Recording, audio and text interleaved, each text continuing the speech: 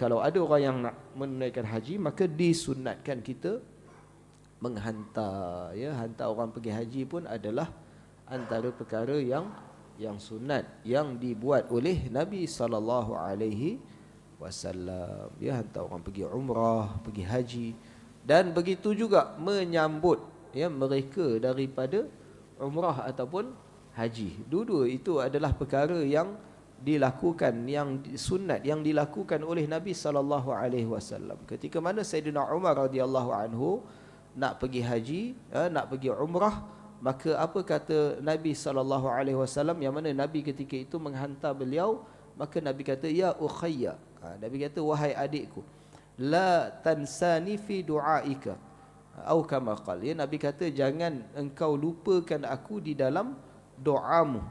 Mana kata Nabi minta doa daripada, ya, Sayyidina Umar radhiyallahu anhu, supaya Sayyidina Umar doakan untuk Nabi. Maka hadis ini menunjukkan apa? Dia menunjukkan bahawa tidak ada salahnya, ya, walaupun orang yang lebih kelebihan, dia meminta doa daripada orang yang lebih rendah daripadanya.